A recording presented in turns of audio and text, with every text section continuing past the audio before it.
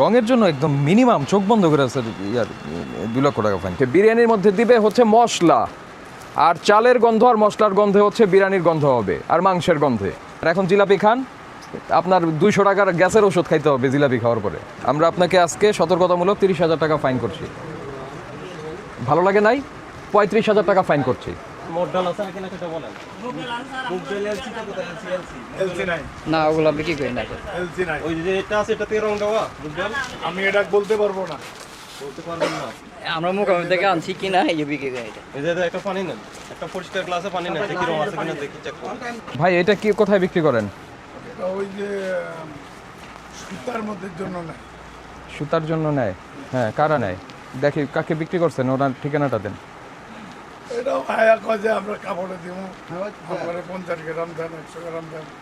কাপড়ের আর কি কি রং বিক্রি করেন কাপড়ের? আর কোনো কিছু না। শুধু এইটাই? জি, এটা জর্দা রং হিসাবে বিক্রি করেন আপনি? সেটা তো আপনার এই খাবারের আইটেমের দোকানে এটা রাখতেই পারবেন না। এটা যে রাখছেন এই জন্যই আপনার ফাইন হবে। বললে করতে পারবে না, একটা কিছু করবে। না, আসলেই করণীয় নাই। ইন্ডাস্ট্রিয়াল ডাই আপনার এই দোকানে রাখতে পারবেন না। কি ঘটবে জানেন? আপনি জানেন না, আপনার ওই কর্মচারী জানে। ওর কাছ থেকে পেঁয়াজওয়ালা বলবে যে আমার 5 টাকার রং দেন, ও কিনে নিয়ে যাবে, নিয়ে গিয়ে ওর খামিরের মধ্যে এটা মিশাবে। কিন্তু আমার জানা নেই। আপনার জানা নাই, কিন্তু তাই ঘটবে।